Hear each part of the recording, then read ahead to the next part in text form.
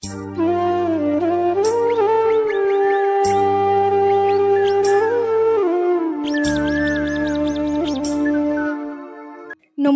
আমি বৃষ্টি। কেমন আছো সবাই? আশা করছি সবাই অনেক ভালো আছো, সুস্থ আছো, আর আমরাও বেশ ভালো আছি। হাজব্যান্ড আজকে অনেক কিছুই বাজার করে নিয়ে এসছে, তাই দরজাটা তো খুলতে একটুখানি অসুবিধা হচ্ছে, যেহেতু পেছনে চালের বস্তা, তারপরে সামনে অনেক দুটো ব্যাগ আছে, তো সেগুলো কি হবে, একটু অসুবিধা হবে। তো তার জন্য আমি উপর থেকে নিচে দরজাটা খুলতে এসেছিলাম, আর এখন হচ্ছে একটা ব্যাগ নিয়ে চলে যাব উপরে। প্রথমে প্যাকেটটাতে যখন হাত দিই, প্রথমে ভাবছিলাম যে মাছ আছে, তারপর ভাবলাম চিকেন আছে, আর কি বেরোলো দেখো, মাটন বেরোলো। কি ভালো লাগে তাই না, যখন হঠাৎ করে না বলে মাটন নিয়ে আসে।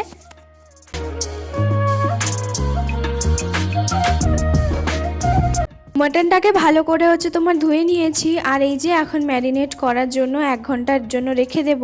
তো দিলাম হচ্ছে টক দই, নুন, সর্ষের তেল, হলুদ গুঁড়ো, লঙ্কার গুঁড়ো আর কাশ্মীরি রেড চিলি পাউডার, সব কিছু একসঙ্গে ভালো করে দিয়ে 1 থেকে 1.5 ঘন্টার জন্য আমি এখানে যখন ম্যারিনেট করে রাখবো, তখন বাদবাকি পেঁয়াজ বলো এটা সেটা কেটে দেবো। তবে আজকে যেহেতু হাজব্যান্ডের ছুটি আছে, তো ও তো আজকে বাড়িতেই আছে, তো তার জন্য আমাকে অনেকটাই হেল্প করে দেবে।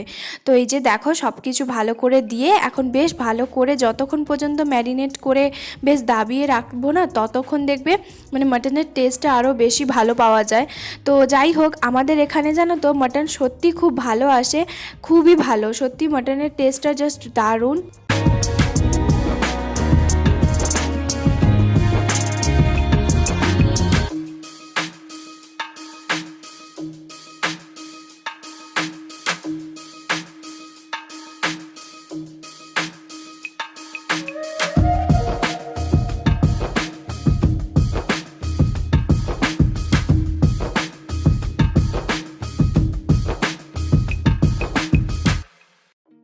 আর এদিকে কিছু সবজিগুলো ও নিয়ে এসে এইখানে হচ্ছে তোমার রেখে দিয়েছে, টমেটো, কাঁচা লঙ্কা, তারপরে হচ্ছে আছে তোমার আলু, পেঁয়াজ, আর সর্ষের তেলটাও যেহেতু শেষ হয়ে গেছিলো, তো তার জন্য সর্ষের তেল। আর এই যে এখন সর্ষের তেলটা জায়গার জিনিস জায়গায় রেখে দেবো, যে একটুখানি সর্ষের তেলটা আছে সেটা ওই যে আলু ভাজবো বলে এখানে দিয়ে দিয়েছি। বাড়িতে কিন্তু বাদবাকি সমস্ত কিছু বাসি ঘরের কাজ জানো তো আমার সব শেষ হয়ে গেছে। আজকে এই রান্নাবান্না থেকে ভিডিওটা তাহলে স্টার্ট করছি, তো চলো ভিডিওটা পুরোটা দেখতে থাকো। আশা করছি আজকের এই ভিডিওটা দেখতে তোমাদের অনেক ভালো লাগবে। এদিকে তার ফাঁকে ও কী করেছে, চান টান করে ঠাকুর পুজো করে এখন বসে পড়েছে আমার কাজে একটুখানি হেল্প করতে। ও যতক্ষণ ওদিকে আদা, রসুন, তারপরে হচ্ছে তোমার পেঁয়াজ, টমেটো সব কিছু যতক্ষণ পর্যন্ত কাটছে, ততক্ষণ আমি কি করব, এখানে আলুগুলোকে না একটুখানি নুন হলুদ মাখিয়ে কিছুক্ষণের জন্য রেখে দিয়েছিলাম, আর এখন তেলে ভালো করে ভেজে নেব। মাটন বলো, মাটনের আলু আর জুস আলু জাস্ট দারুণ লাগে তাই না। তবে ও জানো তো মাটনের জুস আলুটা একটু বেশি পছন্দ করে, তো তার জন্য একটুখানি আলুটা বেশি দিয়েছি।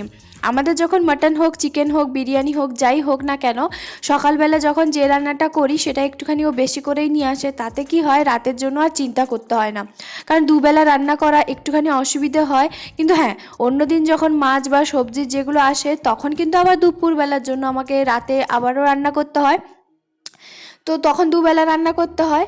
আর এখন যেহেতু মাটনটা নিয়ে এসছে, এই যে দুপুরবেলা আমি কষিয়ে ভালো করে জমিয়ে রান্না করব, আর আমাকে কিন্তু রাতের চিন্তাটা করতে হয় না। রাতে হয়তো ভাত বা রুটি যে কোনো একটা শুধুমাত্র বানাবো। তো যাই হোক, এদিকে আমি ভাবলাম যে একটুখানি টমেটোর চাটনি করি, যেহেতু টমেটোগুলো বেশ অনেকটাই নিয়ে এসছে।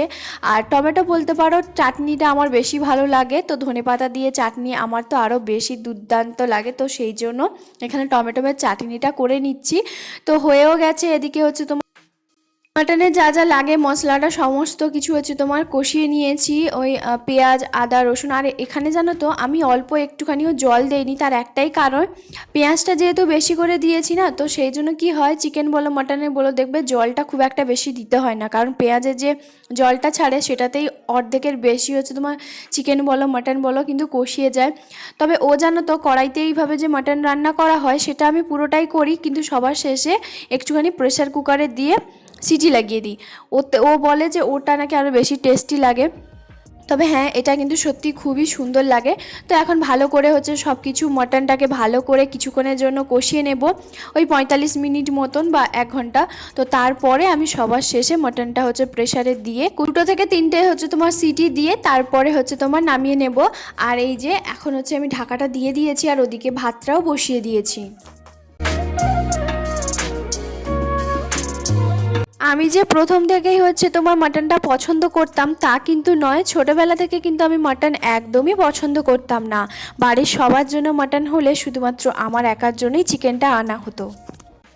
যখন আমার 18 থেকে 19 বছর বয়স তখন বাড়ির সবাই বললো যে একবার এক পিস খেয়ে দেখতে তো পারিস, তারপরে দেখবি কেমন লাগে, স্বাদটা কেমন লাগে, যদি ভালো লাগে তাহলে খাবি, না হলে খাবে না। তো এরকমভাবে সবাই বললো। আর ওই যে এক পিস খেয়ে মাটনটা এখন এতটা ভালো লেগে গেছে, সত্যি খুবই প্রিয় একটা জিনিস হয়ে গেছে। তবে মাটনটা যেহেতু একটু হেভি, তো তার জন্য কি হয়, খাবারটা খুব একটা বেশি খাওয়া হয় না। তার জন্য কি হয়, ওটা সপ্তাহে বা 15 দিনে করি না, মাসে একবার। তবে এই মাসে যেমন দুবার হয়ে গেছে, তখন তো আমি ভিডিও করতাম না, যেমন এই ভিডিওটা করেছিলাম, তো সেই জন্য তোমাদের সঙ্গে একটুখানি শেয়ার করলাম।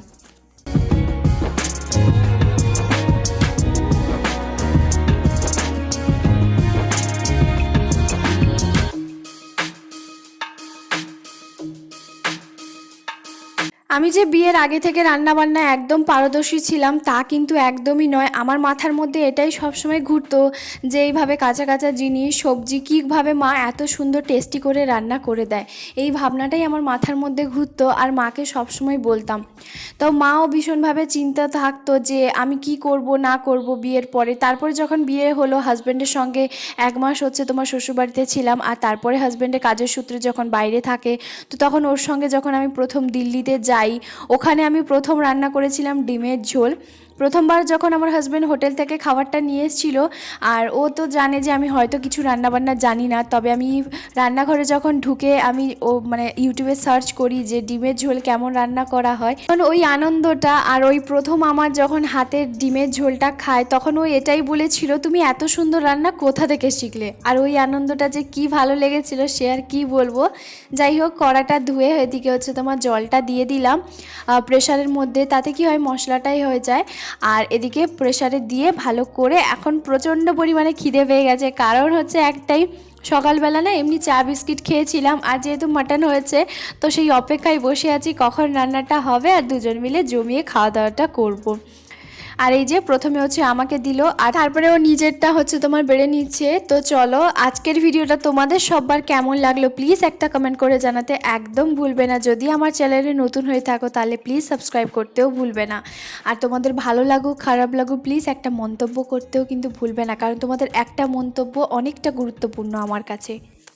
আর এখানেই ভিডিওটা শেষ করছি। সবাই খুব ভালো থাকবে, সুস্থ থাকবে, দেখা হবে আবারও একটা নতুন ভ্লগে।